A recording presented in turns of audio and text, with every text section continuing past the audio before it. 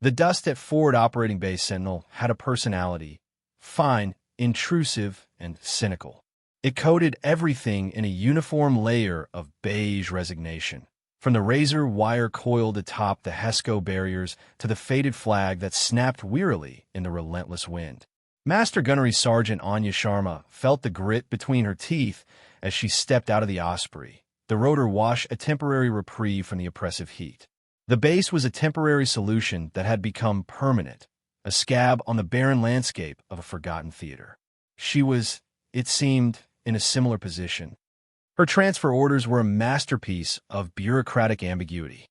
Logistics Chief, they read, a title that felt like a coat several sizes too large and made of the raw material for a woman with her service record.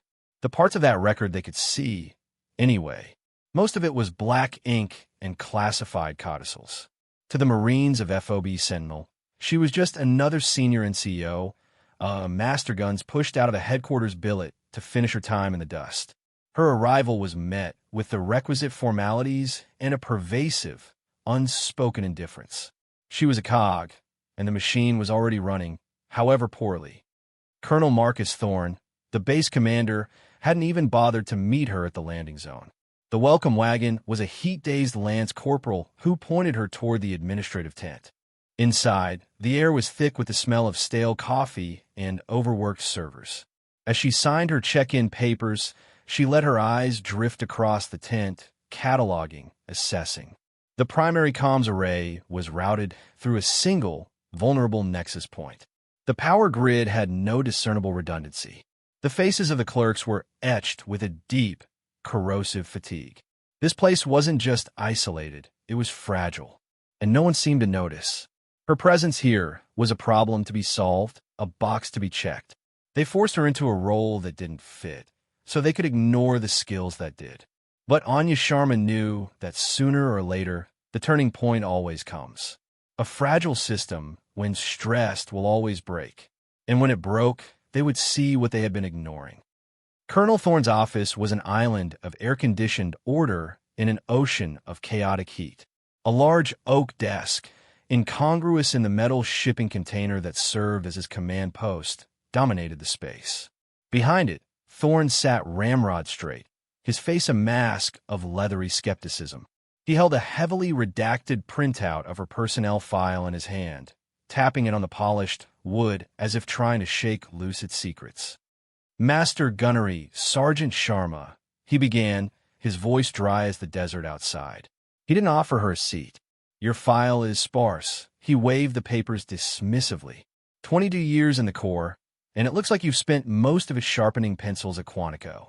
Yet they sent a master guns all the way out here to count beans and bullets. Anya stood at ease, her hands clasped behind her back. Her posture was perfect, her gaze steady. She said nothing. Experience had taught her that in moments like these, silence was a shield that skeptics often broke themselves against. The men and women on this FOB are at the tip of the spear, Thorne continued, leaning forward, his tone condescending. They are war fighters. This isn't a retirement post. We need everyone pulling their weight, doing their part. I'm not sure what part you're meant to play. He let the insult hang in the chilled air. He saw a woman, a senior NCO whose rank suggested experience, but whose file suggested a desk job. He saw a problem sent to him by a faceless bureaucracy.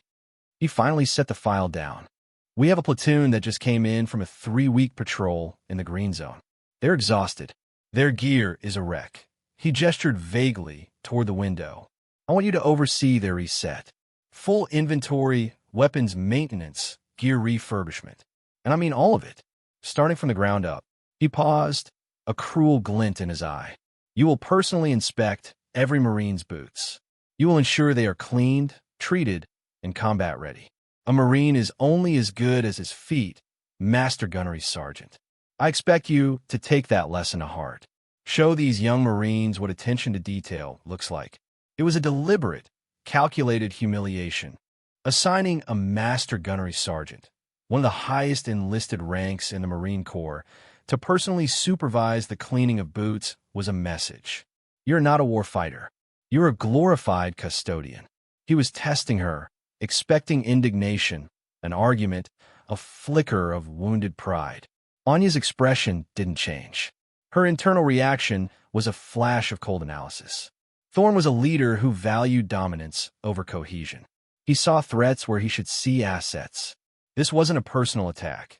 It was a symptom of a larger institutional blindness. "Yes, Colonel," she replied, her voice perfectly even. "I'll see to it immediately." Thorn blinked, momentarily thrown off by her placid acceptance. He had expected a fight, not compliance. He grunted, a sound of vague dissatisfaction, and waved a hand in dismissal. "Good. Don't disappoint me." As Anya turned and walked out of the chilled office back into the searing heat, she wasn't thinking about the insult. She was thinking about the platoon and what their worn-out boots would tell her. The barracks assigned to 1st Platoon, Charlie Company, smelled of sweat, dust, and the metallic tang of exhaustion. Young Marines, most barely out of their teens, were scattered on their bunks in various states of undress, their movements slow and heavy. Their gear was piled in chaotic mounds, caked with the mud and grime of the valleys they had just left. It was a scene of controlled entropy, the aftermath of sustained pressure. Anya Sharma entered not like a whirlwind of authority, but like a change in atmospheric pressure. She didn't shout or bark orders. She carried a crate filled with cleaning kits, leather conditioners, brushes, and spare laces, setting it down with a quiet thud that seemed to cut through the lethargic haze. "All right, Marines," she said, her voice calm but carrying. "Let's get this gear squared away." A few groans met her statement. A young, wiry corporal named Davis sat up, his face a mask of weary defiance. "With all due respect, Master Guns, we just got back. You need to ensure the tools that keep you alive are ready to do so again tomorrow." Anya finished for him, her tone without malice. "That starts here." Instead of delegating, she knelt on the concrete floor, pulled a pair of cracked and filthy boots from a pile, and began to work. Her movements were economical and precise. She knocked the caked mud off with the hard edge of a brush, then used a smaller, softer brush to clear the seams.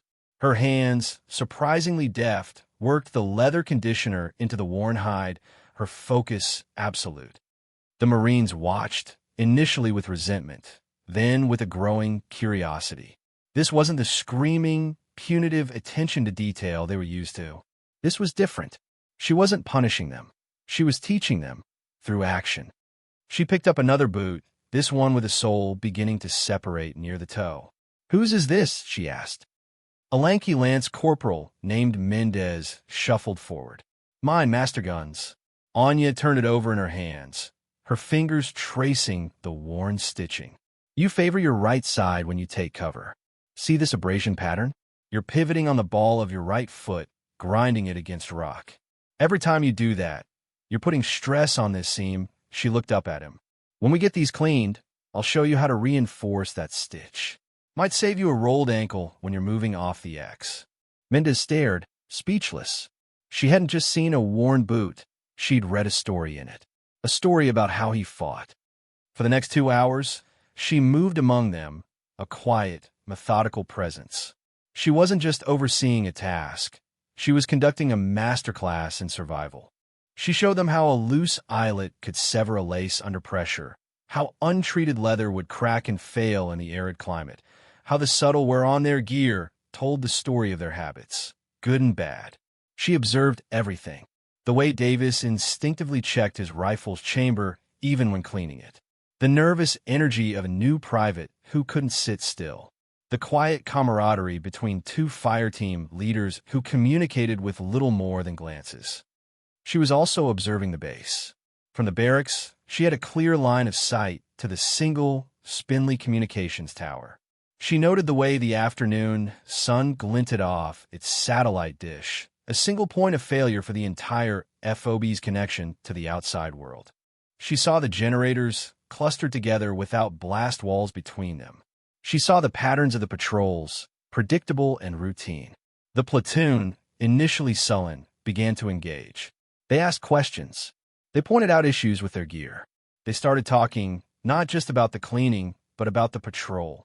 In the simple, demeaning task Colonel Thorne had assigned her, Anya Sharma was gathering more functional intelligence about his command, its strengths, its weaknesses, its people, than he could ever glean from a dozen PowerPoint briefings.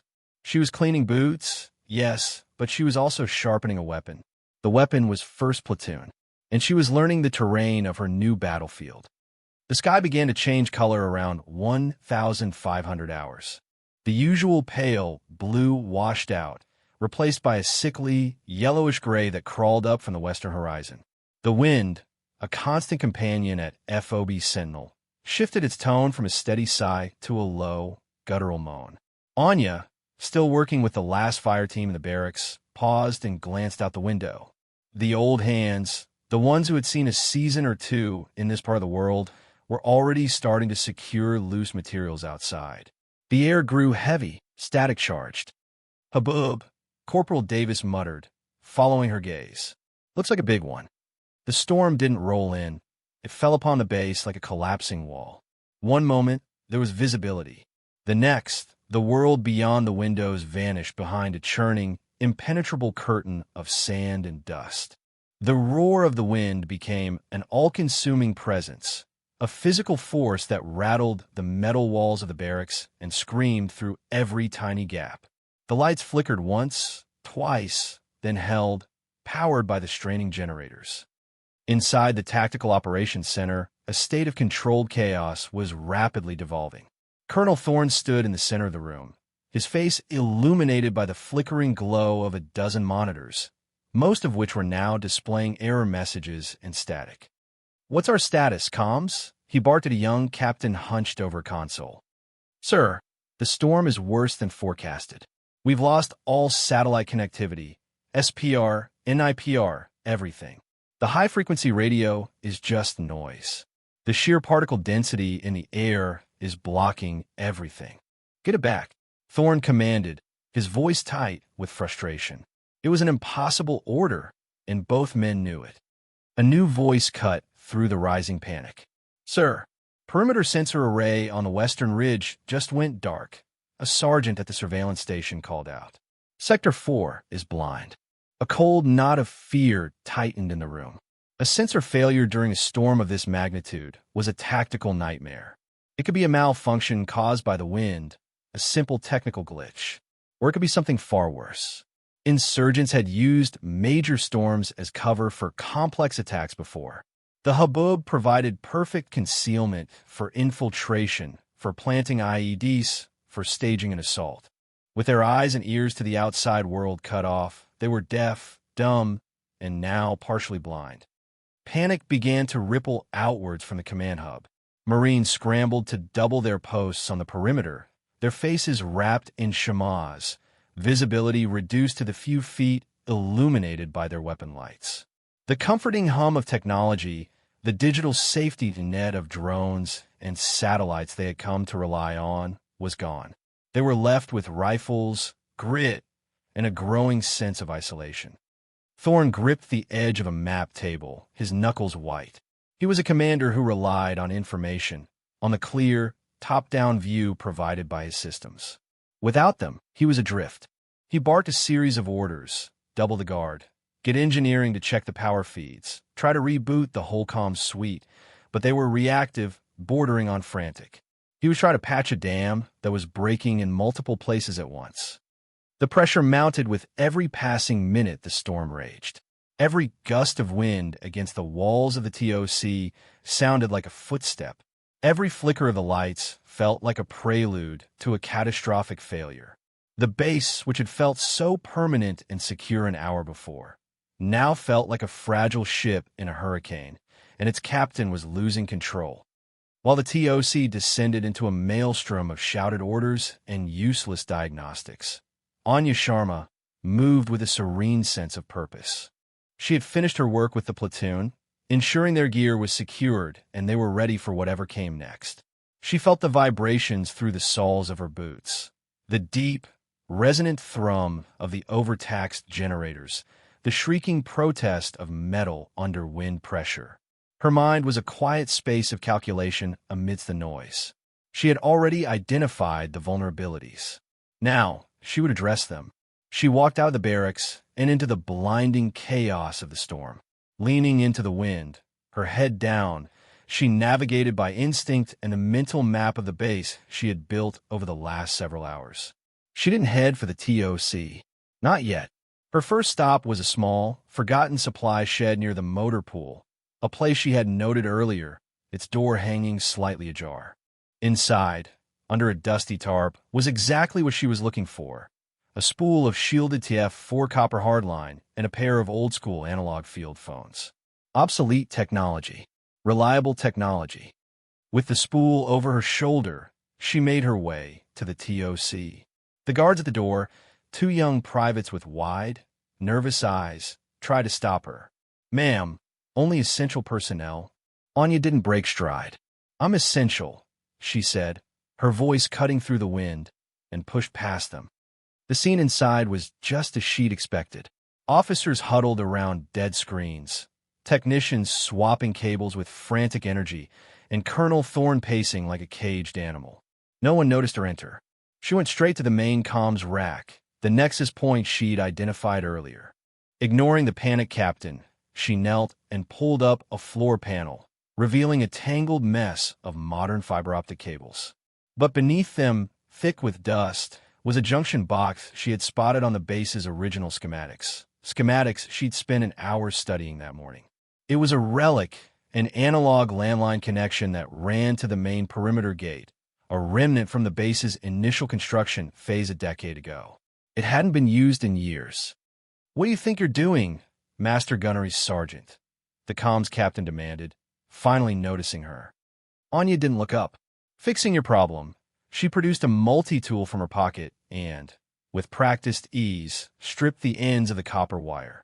She bypassed the fried digital converters and terminals, her fingers moving with the certainty of a surgeon. She clamped the wire directly onto the old analog posts inside the junction box. "Give me a line to the main generator control," she said, not to anyone in particular. "I need to isolate a minimal power feed, just enough for a low-voltage signal. Route it through the old backup conduit." The technician stared at her, dumbfounded. It was a solution so simple, so archaic, that none of them had even considered it. They were trained for the digital age. She was fluent in the language of every age before it. She unspooled the rest of the wire, ran it across the TOC floor, and connected it to one of the field phones.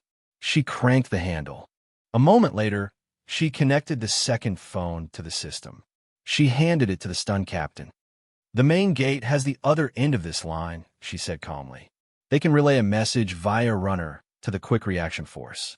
And that line is shielded. It doesn't care about the storm." She looked over at Colonel Thorne, who had stopped pacing and was now staring at her, his mouth slightly agape. "You have communications, sir." The silence in the Tactical Operations Center was more profound than the roaring wind outside. For a moment, the only sound was the faint, tinny crackle from the analog field phone Anya Sharma had placed on the central table. The comms captain, holding the receiver to his ear as if it were a holy relic, nodded slowly. "I have the gate guard, sir. Line is clear."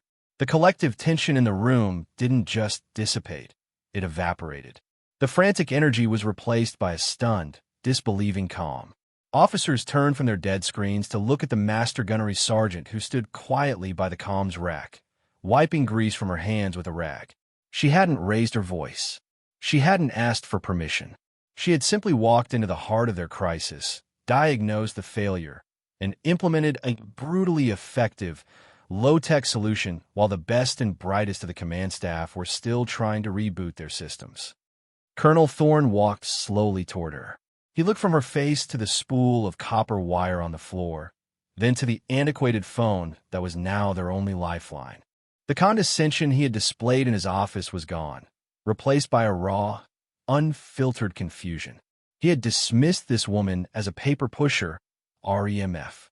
But paper pushers didn't carry obsolete communication schematics in their heads. "Where did you learn to do that, Master Gunnery Sergeant?" he asked, his voice quiet, stripped of its earlier arrogance. "In places where we didn't have satellites, sir," Anya replied evenly, offering no further explanation. She gave a curt nod, turned, and walked out of the TOC, leaving the command staff to stare after her. As she stepped back into the storm, the two guards from the door snapped to attention. They had heard. Everyone had heard. News, especially news this dramatic, travels fast on a small base, even without electricity. It moved through whispers and hurried conversations in the darkened corridors and barracks. The master guns and logistics, the one the old man had stuck on boot-cleaning duty, had just single-handedly restored command and control to the entire FOB. Back in the barracks, Corporal Davis and Lance Corporal Mendez were helping to secure a loose shutter when they saw her returning. She moved through the blinding dust, not like someone fighting the storm, but like someone who was part of it, her steps sure and steady. They watched her go to her small, partitioned-off corner of the logistics office, her temporary quarters. "Did you hear?" Mendez whispered, his voice full of awe. "They said she rewired the whole damn TOC." Davis nodded, his eyes wide. "I saw her walk in there. She was carrying that old spool of wire. Looked like she knew exactly what she was doing."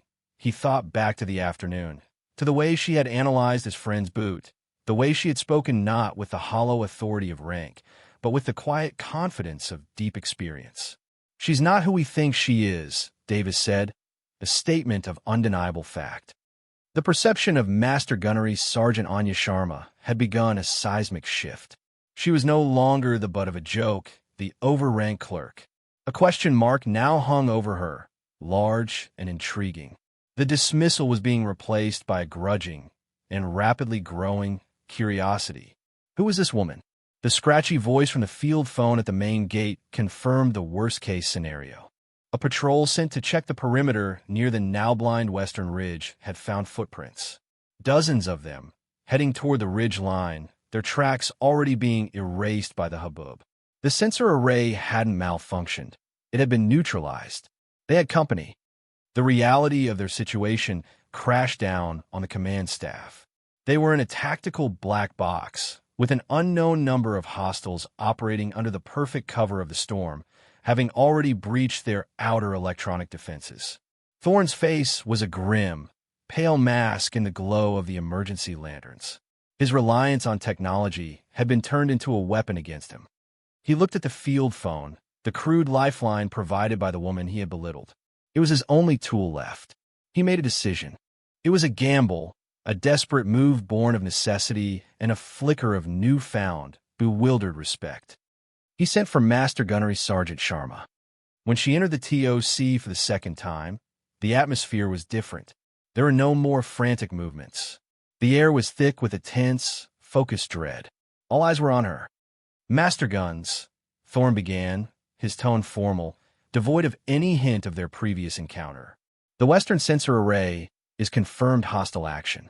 I have an enemy element of unknown size operating on that ridge, using this storm for cover. I can't get air assets up, and I can't risk sending a large force out there blind. They'd be walking into a wood chipper." He paused, looking her directly in the eye. It was a test, a real one this time. The stakes weren't pride, they were lives.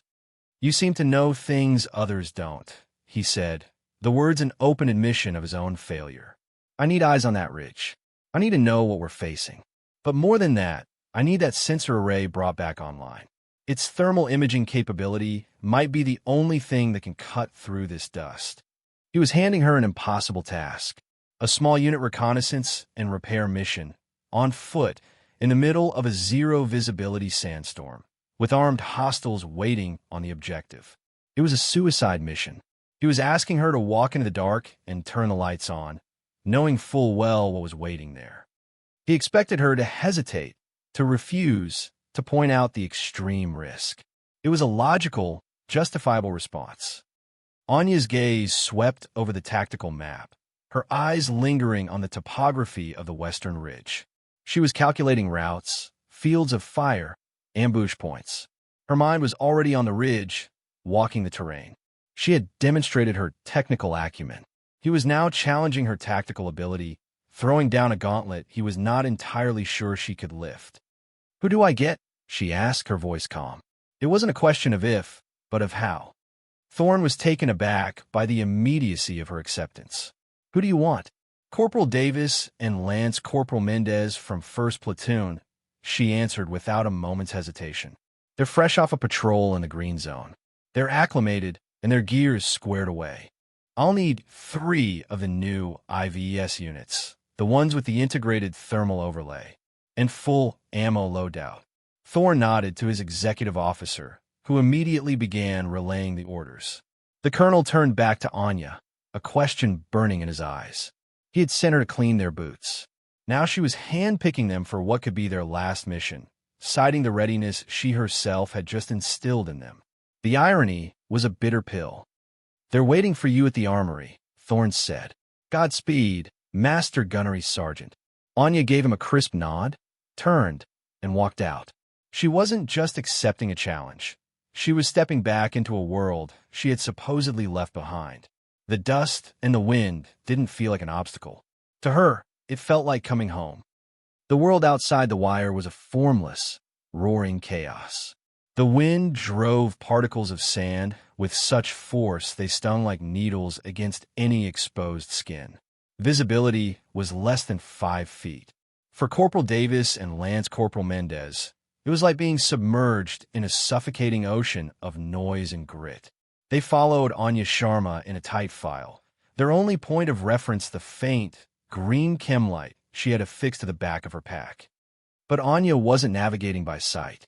She moved with a preternatural certainty, her feet finding purchase on the rocky, uneven ground as if she could see every dip and rise.